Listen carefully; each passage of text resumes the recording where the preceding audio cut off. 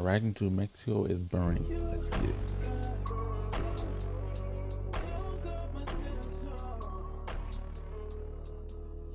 Surreal, scary.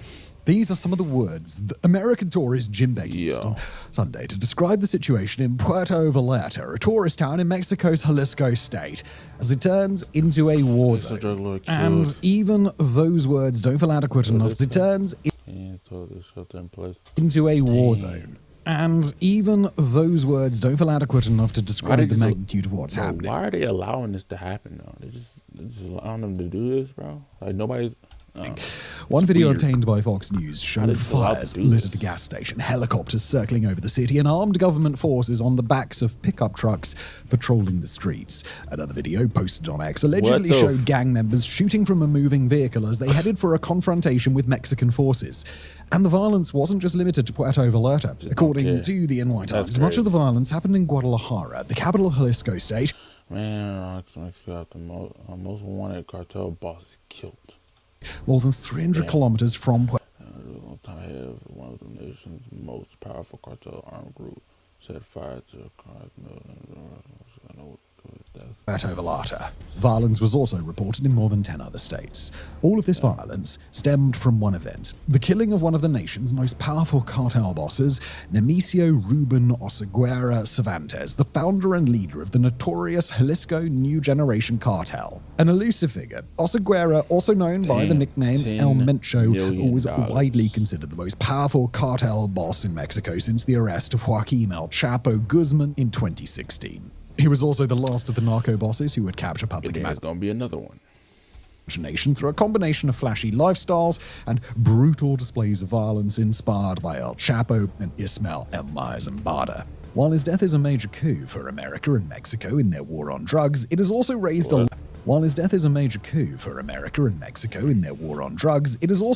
lot of questions, not least of which is how the henchmen of a single gang boss were able to bring an entire nation to its knees. Wow. A country on its knees.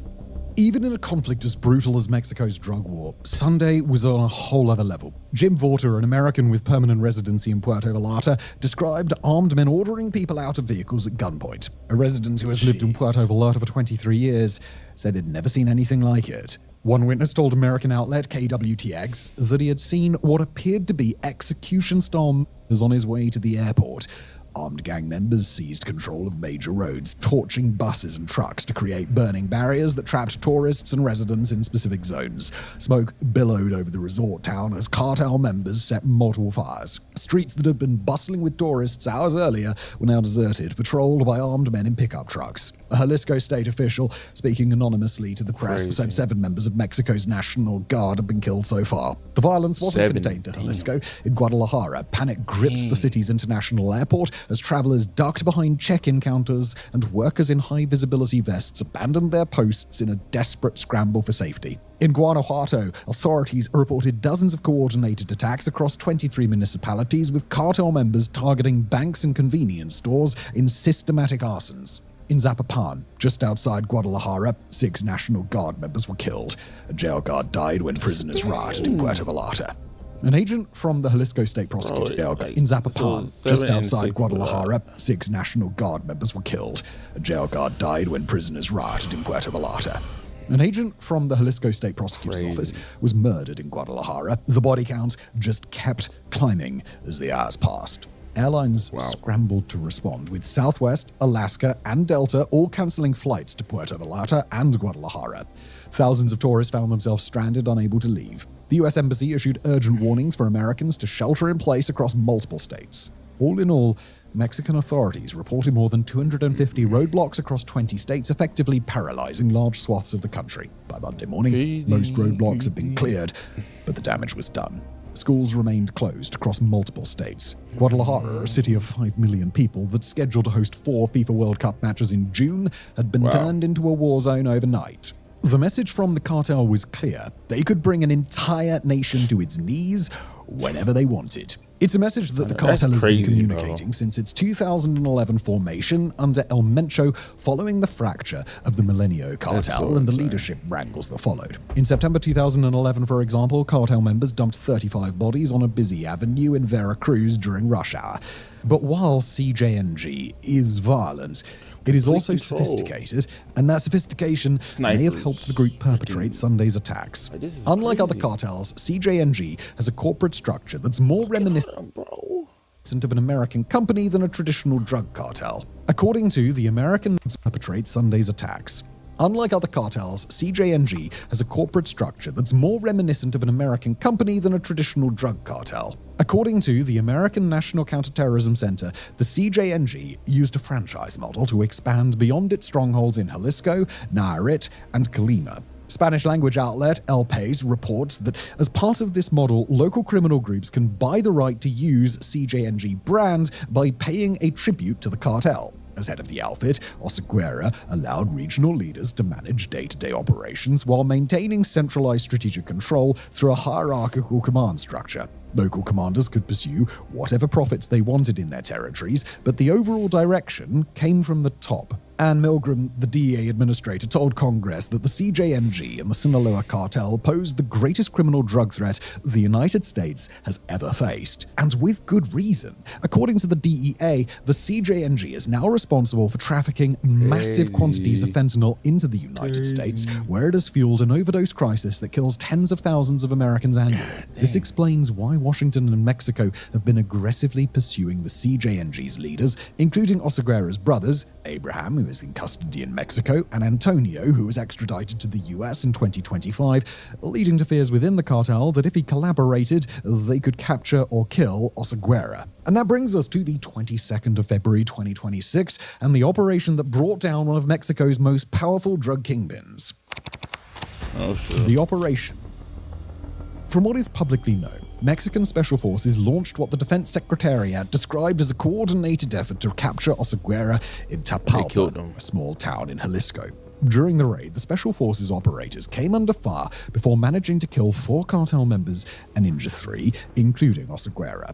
He would later die while being transported to Mexico City. 2 additional suspects were arrested and authorities seized armored vehicles, rocket launchers, and How many did he other kill? 3 operators came under fire before managing to kill 4 cartel members and injure 3, including Oseguera. Okay. He would later die while being transported to Mexico City. 2 additional suspects were arrested and authorities seized armored vehicles, rocket launchers, and other weaponry. 3 rocket Mexican launchers. soldiers were wounded in the firefight. White House Press Secretary Caroline Leavitt, in a post on X, confirmed U.S. involvement, stating that American intelligence agencies provided support for the operation. She emphasized that Oseguera had been a top target for both governments as one of the main traffickers pumping fentanyl into the United States. The details beyond That's this not gonna remain stop- sparse. Bro, that's not gonna stop anything, bro. It's just gonna get somebody else to do it. We're gonna get another leader. They probably got another leader right now, so it's like Mexican authorities have not disclosed how they located Oseguera, bro. how long they had been tracking him not before doing the that. raid, or any other pertinent information. And given that they might use the same tactics to track down other gang leaders in the future, it's more than likely that they won't reveal their tactics to avoid giving the cartels Yeah. insight into their operation. As we mentioned in the previous section, what followed Oseguera's death They was got him, swift I mean- and brutal. A demonstration that even after the death of their leader, the CJNG still remains one of the most dangerous cartels in the country. This reaction mirrors the responses seen after other high-profile cartel arrests and deaths, albeit at a much larger scale than we used to. When authorities captured Joaquin El Chapo Guzman in 2016, the Sinaloa cartel erupted in violence, targeting local businesses and the authorities.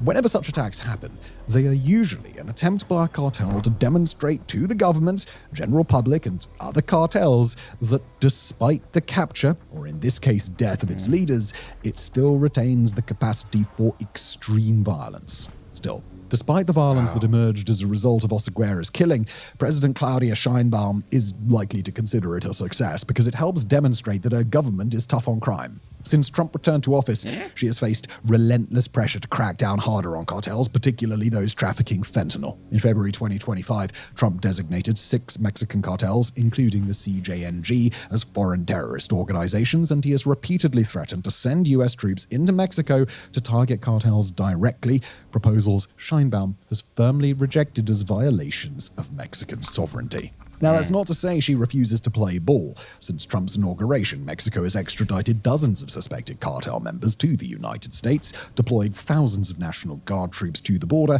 and ramped up operations against trafficking networks. The killing of El Mencho represents the most dramatic demonstration yet of this intensified approach, and it allows Sheinbaum to show Trump that Mexico can handle these threats without American military intervention on its soil. On the other hand, the violent response is likely to be one of the biggest headaches of President Sheinbaum's career. As we mentioned earlier, Guadalajara is set to host 4 matches during the 2026 FIFA World Cup. Jalisco state officials expect over 1 million visitors to descend on the city for these games, including a highly anticipated clash between Mexico and South Korea on June the 18th. With the tournament just 4 months away, the images of burning vehicles, roadblocks, and armed cartel members on the streets, travel advisories from multiple governments will probably discourage a significant number of tourists from attending the games. This would be a massive disaster for the state, as it has invested about $37 million to prepare its infrastructure for the influx of visitors. It's also possible that the violence could hurt the number of World Cup visitors coming to Mexico altogether. Some estimates indicate that the country could welcome as many as 5.5 million visitors during the tournament period, with consultancy firm Deloitte estimating a direct economic impact of approximately $1.24 billion, or about 14% of Mexico's GDP from tourist spending. But this projection was made before cartel violence sent tourists already in the country scrambling for safety and forced airlines to cancel flights. If the situation in Jalisco remains unstable, many international visitors might choose to stay away entirely or redirect their trips to games in the United States and Canada instead. And in many ways, this may be exactly the kind of reaction that the cartel is hoping for. Sunday's meltdown was a demonstration not just of their power and reach, but of CGNG's ability to bring the nation to its knees. One that comes with an implicit warning that they could do it again at any time. Across the border, Trump's administration, meanwhile, will likely tout the operation and fallout as vindication of its hardline approach. Trump has framed fentanyl trafficking as a chemical war against America and has designated the drug and its precursors as weapons of mass destruction, expanding the federal government's authority to combat cartels. The successful elimination of one of the most wanted traffickers in the world provides political ammunition for his aggressive stance on Mexico and validates his threats of military action. The question now becomes, what happens next, both for the cartel and for the broader drug war? What's next? Let's start with the CJNG, the organization that El Mencho founded and led until his death. The group faces an uncertain future, as its top leadership has been systematically dismantled over the past few years, which led Al Jazeera's John Holman to note that there is no obvious successor who could quickly take over. As we mentioned in the last chapter, Oseguera's brothers are currently in prison. His son, Ruben Oseguera Gonzalez, known as El Menchito, was sentenced to life in prison plus 30 years in March 2025. Without an obvious successor, the cartel faces 2 likely scenarios. The first is fragmentation. Regional commanders who have been running semi-autonomous operations under Oseguera's oversight may decide to strike out on their own or pledge loyalty to rival organizations. Several candidates could emerge to claim leadership, including Juan Carlos Gonzalez Valencia, Oseguera's stepson, known as LO3, which I assume is in the Spanish way, but I don't know how to say that. Unos, dos, tres? El tres? Maybe, who has long been considered the operational boss of the cartel. Oseguera's daughter, Jessica Johanna Oseguera Gonzalez, who goes by the nickname La Negra, could also vie for the group's leadership. Other potential successors include Audius Flores Silva, a senior regional commander who controls large portions of CJNG territory along the Pacific coast, and Gonzalo Mendoza Gayton, who controls operations in Puerto Vallarta. But none of these figures command the same respect or fear that Oseguera did, and infighting between these factions could tear the cartel apart from within. We've seen this happen multiple times before, including during the formation of CJNG after the collapse of the Millennios cartel. The second scenario involves a new leader, most likely one of the individuals we just mentioned, consolidating power quickly enough with the support of the other leaders to maintain the organization's cohesion. This would require someone with both operational experience and the ability to command loyalty from the various regional cells. But even if a new leader emerges, they will face immediate challenges from rival cartels looking to exploit the CJNG's moment of weakness. This might create a situation where the CJNG, or splinter groups of the organization, are absorbed into other groups. The groups that stand to benefit most from a weakened or fractured CJNG are its long-standing rivals who have been locked in territorial battles across Mexico. Chief among them is the Sinaloa cartel, which has been competing with the CJNG for control of key trafficking routes in several states across Mexico. Although the Sinaloa cartel has been weakened by its own internal conflicts following the arrests of its leaders, it remains a formidable organization with established networks and experience. If CJNG fractures, or its regional commanders become distracted by succession battles, Sinaloa could move aggressively to reclaim territories it lost to the CJNG over the past decade. Other groups poised to capitalize include the Santa Rosa de Lima cartel in Guanajuato, La Familia Michoacana, and Los Viagras in Michoacan and Guerrero, and various factions fighting for control in Zacatecas. These smaller organizations have been pushed back by the CJNG's aggressive expansion, but could now see opportunities to reassert control over lucrative smuggling routes, extortion rackets, and drug production facilities. The death of Oseguera essentially opens a window for these rivals to strike while the CJNG is vulnerable, potentially reshaping Mexico's criminal landscape in ways that could make violence even worse in contested territories. The most unlikely scenario in this case is the complete destruction of the CJNG as a drug cartel in Mexico. From past experience, it's clear that gangs in the country don't really die, they evolve. And that leads us to our final question. How much of an impact is this going to have on the drug trade? To be blunt, not very much. The fentanyl supply chain doesn't depend on any single individual. Mexican cartels import precursor chemicals from China, manufacture the drug in clandestine labs scattered across multiple states, and smuggle it across the border through hundreds of different routes. Even with Oseguera gone, the CJNG still controls ports, production facilities, and distribution networks. Someone else will step into his role, or multiple someones will carve up his territory and continue operations independently.